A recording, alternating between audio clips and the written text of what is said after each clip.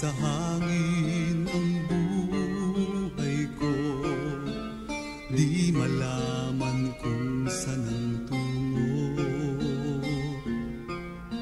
Sumasabay sa agos ng mundong ito, ako'y gulong-gulo.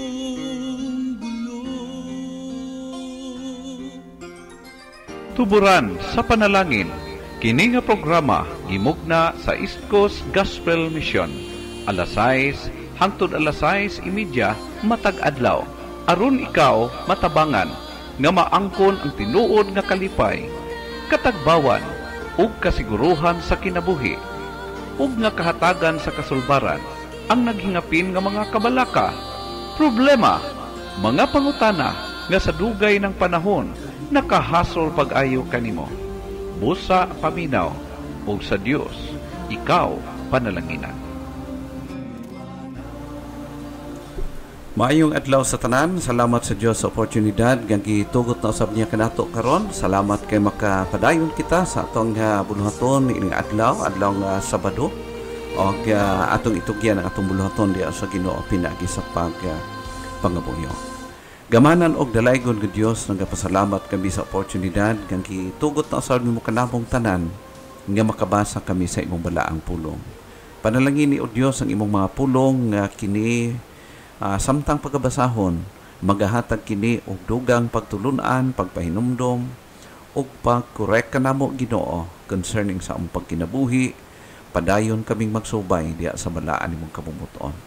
Panalangin ni o Dios ang tanan nga gapaminaw karon diya sa ilang tagsa-tagsa ka mga radyo o bisan pa man sa tanan mga kahigalaan nga nagamonitor karon sa ilang mga cellphone diya sa ilang panimalay, tanan mga Facebook friends o tanan o Dios nga posible makaskan ni ini nga maong mga preachings. Lord, I pray that your Holy Spirit will continue to work out ngani sa among mga kasing-kasing, especially Father God, sa tanan nga nagahigugma o nagasubaybay sa imong buluhaton. Dalaygon ka sa way katapusan. In Jesus' name. Amen. Nini karong higayon, padayon na to nga himo sa to nga devotional. Butang importante kaayo o salamat yun kaayo sa ato nga mga kaubanan dini karon as of now. Aduna kitay mga estudyante gikan sa ato nga seminary from DEBS, sa Davao Evangelistic Baptist Seminary, kay Pastor Jerome o sa kay Pastor Sherwin. Og salamat sa ilang presensya nga nagahatag usab kanato og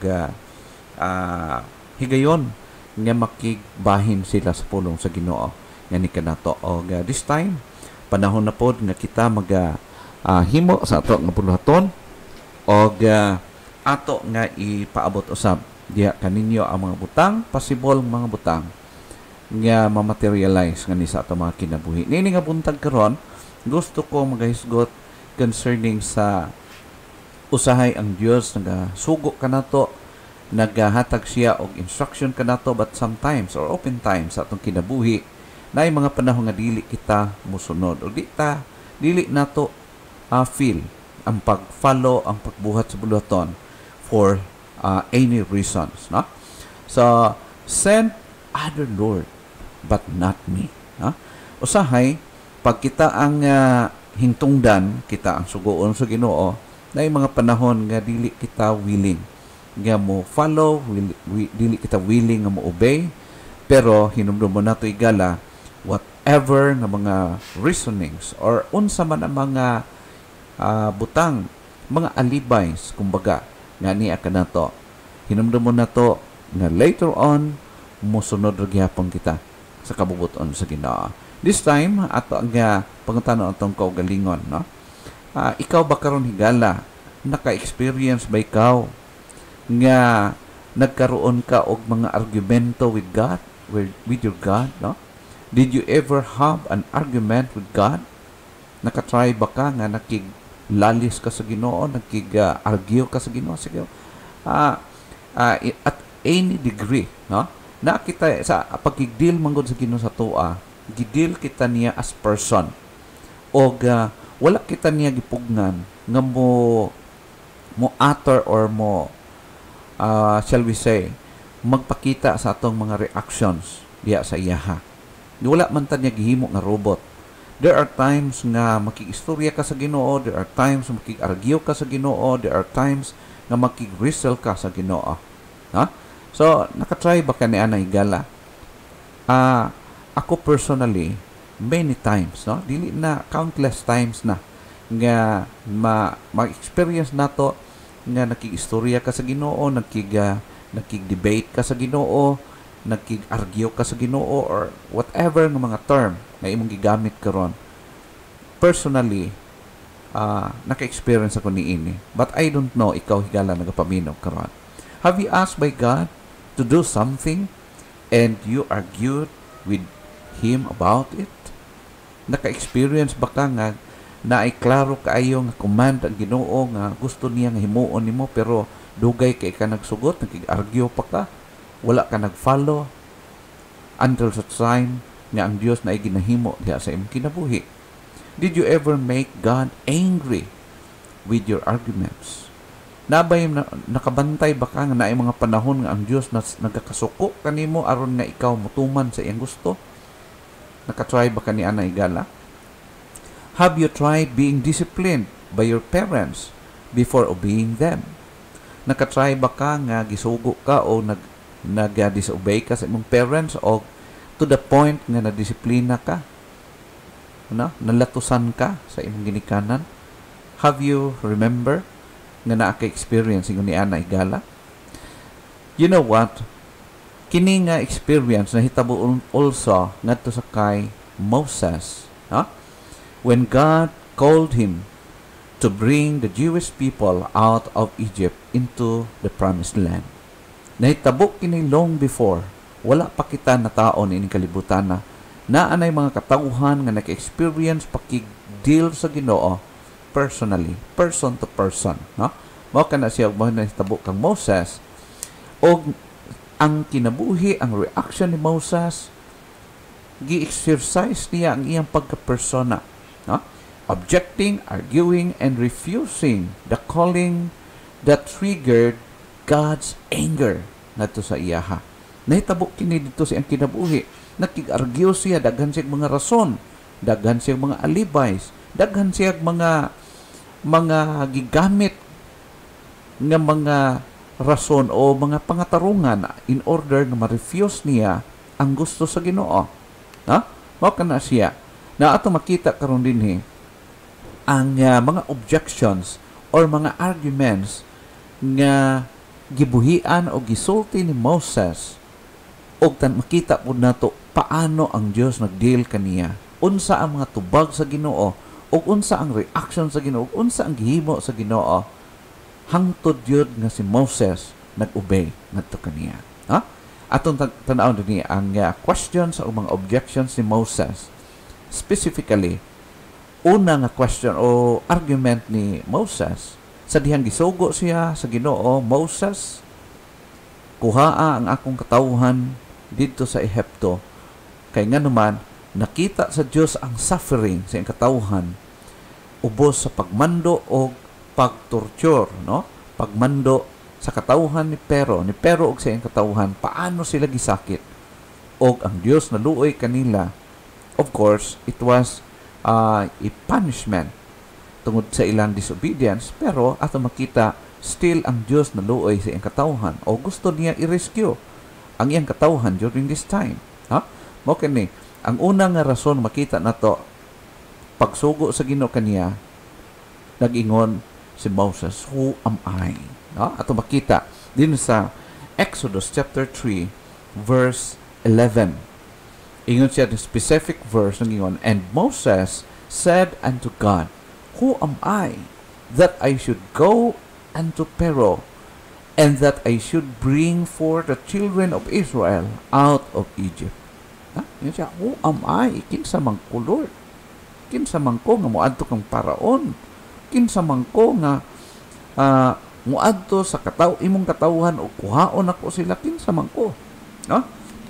Ato makita Higala nga ang question o ang argument ni Moses trying to refuse nag-cover siya. Una, iyang question, the question of personal status. No? Of course, mao kini ang una gyud natural nga tendency natong mga tao pagsuguon ta sa Ginoo, pagpabuhaton ta og something, specific thing. Moingon din ta kinsa mangko, unsa mangko, no? Mutan-aw din ta sa atong kapasidad. Mutan-aw din ta sa ato nga estado. Og of course, pag ang ato ang estado atong tanawon, kita gani atong tutukan, sigurado ma-intimidate kita. Dili na to kaya mabuhat ang butang. Ngayon naman, kay unsa raman kita, no? So, mao kana siya. Ikaduha, the question of personal sufficiency. Dili lang iyang estado ang iyang adequacy or iyang sufficiency. No? Lord, who am I? It talks about his personal sufficiency. And the third one is the question of a prior failure. So, ang pagmutan ata sa sarili, mao kini siya ang mga butang nga atong makita igala. Ang atong estado, kinsa man ko. Anya mo adto ko sa hari, mo adto ko sa to somebody nga mas higher than me. So kinsa man ko nga paminaon, ha? So mao kana siya igala. O makita nato ang atong kakayahan, atong kapasidad, o of course makita nato atong mga failures in the past or even at sa presente sa atong pagkinabuhi at present. Mao kana siya ang natural nga apekto panahon ang atong sarili atong pagatan-aw. Ha? So mao kana siya. Pero paano ang Dios nagatubag niini? In verse 12, klaro ang answer sa Ginoo sa kang Moses. And he said, "Certainly I will be with thee, and this shall be a token unto thee that I have sent thee. When thou hast brought forth the people out of Egypt, ye shall serve God upon this mountain." Unsa ang gi-assure sa Ginoo sa kang Moses, even though nakita niya iyang inadequacy or ang iyang insufficiency, ingon ang Ginoo kaniya, "I will be with thee." Moses, kung ikaw insignificant person, ako mag-uban kanimo. Okay? So mao kana siya atong hinumdumon nga kini usab nga gisulti sa Ginoo higala, mao man usab kini ang gisulti niya sa iyang katawhan sa mga apostoles, sa diyang gisugo niya ang iyang mga apostoles sa pagsangyaw sa iyang pulong. Ingon ang Ginoo, "I will be with thee even to the end of the world." Okay? Nagsugo siya to go and preach the gospel, o nag-promise siya, og ubanan ko kamo hangtod sa katapusan sa kapanahonan. Okay? So the same nga promise nga gihatag sa Ginoo ngadto kang Moses, "I will be with thee." Higala, usa kini ka butang nga dapat maghatag kanato og kalig-on, assurance. Whatever we do, wherever we are, ang presensya sa Ginoo, ang iyang abiding presence, anaa kanato, assuring us nga mahimo ang butang ubos sa iyang pagmando o pagdumana. Ikaduha nga argument or reasonings gihatag ni Moses ngadto sa Ginoo, "Who are you?"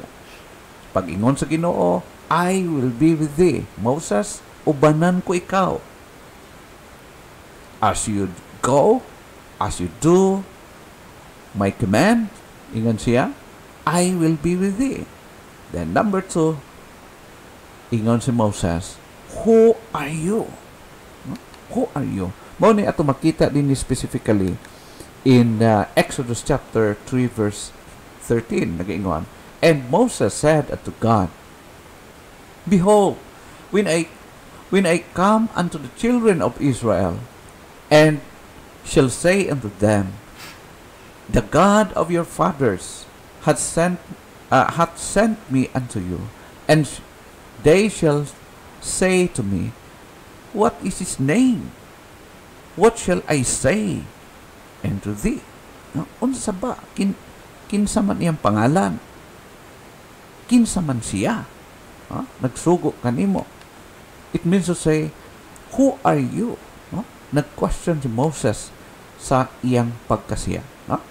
It is a question of God's adequacy or sufficiency. Pag-promise sa Ginoo, ubanan ko ikaw, Moses. As you go, ubanan ko ikaw. Samtang magtuman ka sa akong gisug, ubanan ta ka. Ingon na po si Moses, who are you? Are you sufficient? Are you able? Able ba kakaya nga makakonquer kang Pero?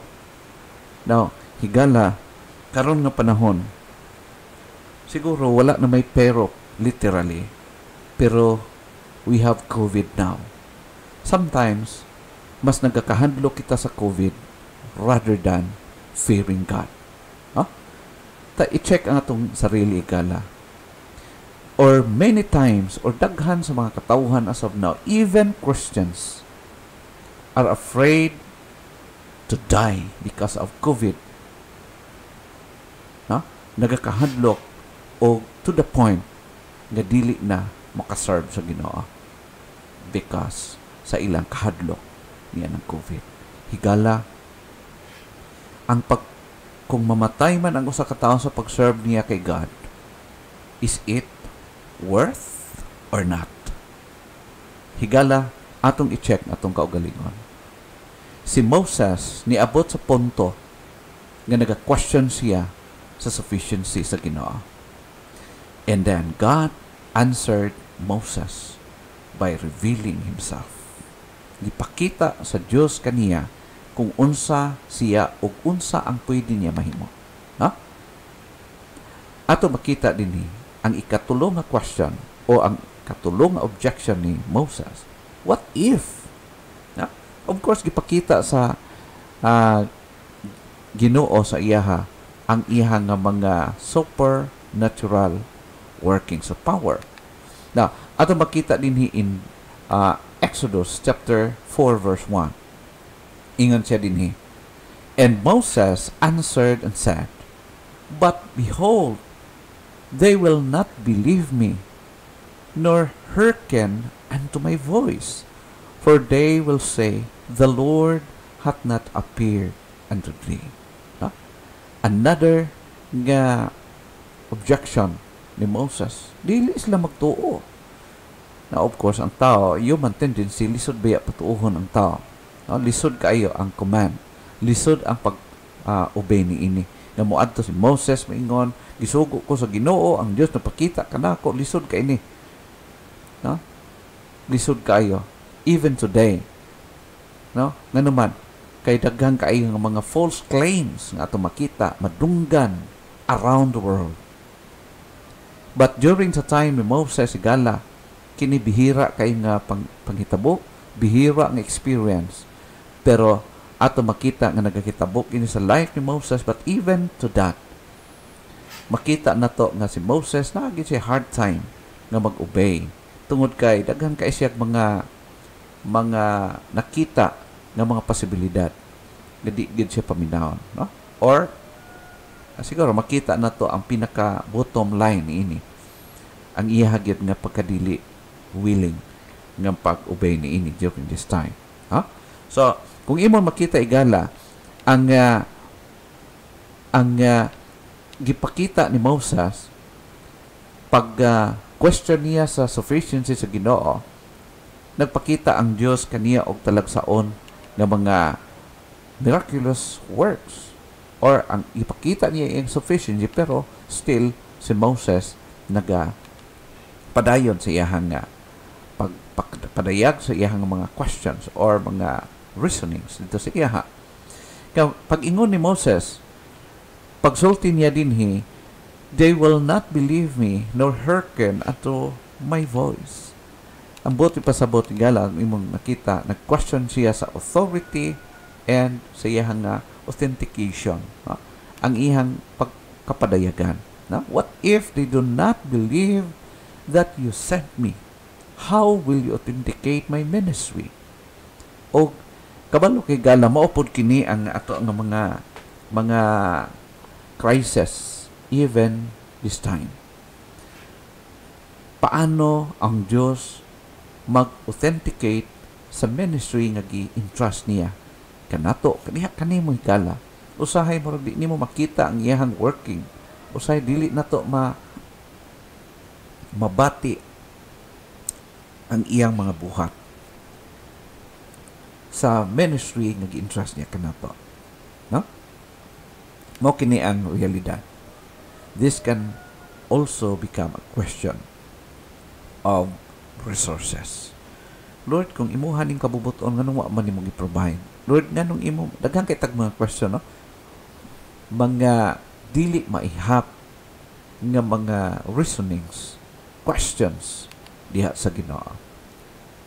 Pero ang Dios sa iyang gugma nagpakita siya kang Moses sa iyang specific nga mga supernatural powers or signs ngadto kang Moses.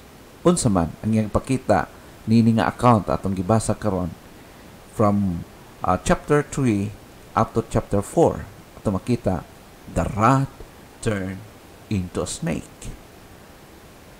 During this time dili pa ni rampant, of course, na mga magikiro pod si pero ato makita nga ni surpass ang power sa Ginoo kumpara sa ilahang mga kakayanan, no? The rod turned into a snake. The hand of Moses became leprous. Ipakita sa Ginoo ngadto sa kang Moses o ngadto sa katawhan sa Israel, ngadto kang pero og sa iyang katawhan ang kakayanan sa Ginoo. Mao kanang ang ikatulo. The water from Nile River turned into blood. Ipakita sa Dios ang iyang kaugalingon through sa mga signs ngadto sa kang Moses. Pero ato makita still si Moses nagdumili pagyapon. Naingon siya, but I can't. No? Ato makita din sa verse 10 in Exodus chapter 4.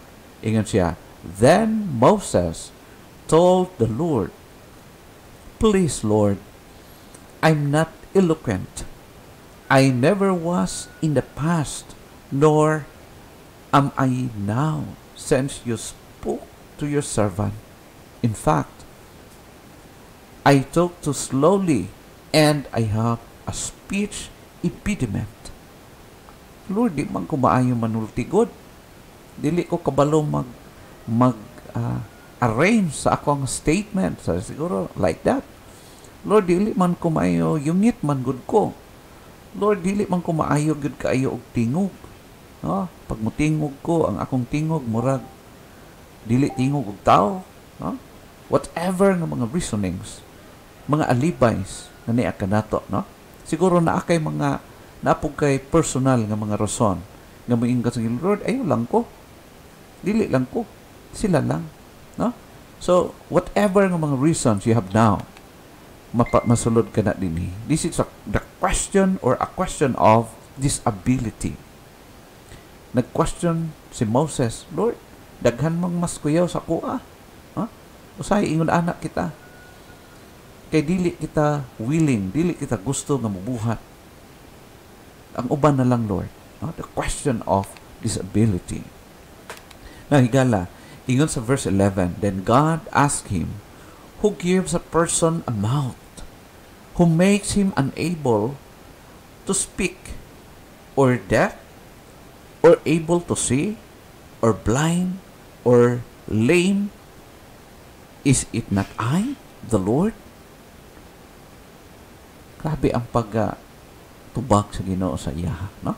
So, sa tuwa karon dili naman siya matubag sa tuwa direct, no? Dili naman ang mga ginasulti sa Ginoo is makita na to ang iyang mga pulong, ang iyang mga commands, diha na nakasulat sa iyang pulong sa Biblia. That's why we need to read it. Kinahanglan i-meditate na to aron masabtan na to ang iyang mga kabubuton para usab sa to ang kinabuhi personally. No? So, kinsa ba naghimo sa tawo baba? Kinsa naghimo sa tawo amang? Kinsa man naghimo sa tawo nga buta? Kinsa may nagbuot ana? It means to say, nga abab niya ng tanan ang Dios adunay ginahimo, adunay kahimuan. No? That's God's answer. And even in verse 12, yun siya, now, go. I myself will help you with your speech, and I'll teach you what you are to say. Lakaw. Tumana akong gisugo. Lakaw. Og tabangan ta ka pagsulti. Ako'y bahala sa imo. O tudluan ta ka sa imong isulti. Now, kung imong tanaw ni Gala, ang nahitabo sa kang Moses, mao man pud di ang gisulti sa Dios ngadto sa iyang mga disipulo nga ayaw kamo kabalaka unsa inyong isulti. Kay nganuman ang balaang espiritu mutabang kaninyo o siya ang maghatag kaninyo mga pulong nga dapat ninyong isulti. Higala ba o usab kini nagakitabo kanato? No? Ang Dios nagsugo kanato sa pagproclaim sa iyang mga pulong. O siya ang naghatag kanato nining mensahe. Ang atoa lang is to obey unsa ang iyang gisugo ngani kanato. Katapusan niya nga argumento, but I don't want to. Lord, dili ko gusto. Mao ka na siya tumakita kung imong tan-aw ni Gala dinhi sa verse 13 nag-ingon, Moses said, please Lord, send somebody else. Ang iyang mga previous nga mga alibis nagatutok sa iyang sarili, sa Dios, mga questions, mga doubts, pero ang pinaka-bottom line, pinaka-rason nga daghan kay siyang pamalibad, daghan kay siyang alibay, aron lang di mag-obey kay God. Ang pinaka-bottom is dili siya gusto mubuhat sa gusto sa Ginoo. No? I don't want to. I don't want to. Send somebody else. Ang uban lang, Lord. Ang uban lang sugoa. It is the question of willingness. The bottom line, unwillingness. When God calls us to a task, be it a life calling or the general call to every believer to bear witness to the gospel of Christ. Higala basi ikaw gitawag ka sa Ginoo. Basi kung ang Diyos na specific na command diha kanimo. The only thing, naapakakaroon sa mga argumento sa imong kinabuhi. Naapakakaroon sa pagpangatarungan. Naapakakaroon sa pagpakigdebate sa Ginoo. Naapakakaroon sa pagpangitag alibay nga ikabato nimo, ikapangatarungan nimo aron dili ka mosunod sa iyang gusto. Higala, hinamdom mo nato nga dili lang si Moses nakig-argyo sa Ginoo nga nag-una kanato. Even Jonas, hinumdum ni Mos Jonas tried to run from God. Gusto siya nga mo palayo sa Ginoo, gusto siya mag-disobey sa kabubuton sa Ginoo for some reason, na? Naa siya rason, personal reason. Or seems matawag na to nga valid reason po. Pero hinumdum mo nato nga bisan giunsa pa niya pagdili sa Ginoo, ni abot jud ang point ganing tuman gyapon siya. Sad to say, nga mo exert ang Ginoo o mga intervening working ngadto sa kinabuhi ni Jonas o even sa life ni Moses during this time. Nasuko ang Ginoo sa iyaha. No?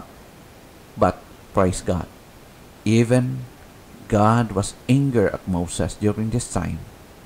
He was gracious. He sent Aaron, the younger brother of Moses, to help him. Moses take up his staff and went where God wanted them to go. Hinumdum mo na ito ikala nga ang kabubuton sa Ginoo mupadayon o batuman kayo. Dili pwede mapugnan. Whether willing kita or dili, adunay himuon ang Ginoo just to make us obey sa iyang kabubuton. Higala, hinaot pa nga ang pulong sa Ginoo nagatandog, nagpag-istorya kanato. Whatever reasons, whatever arguments we have today for disobeying God, remember, His will, His plan will always come to pass. Ang iyang mga plano, matuman kayo.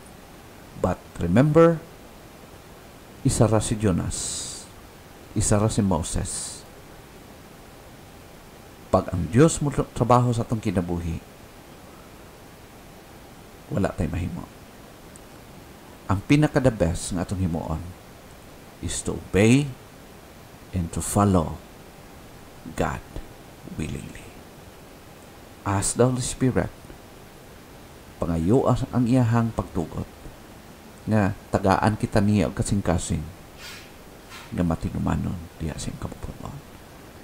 Thank you so much, and may God bless His word in our hearts.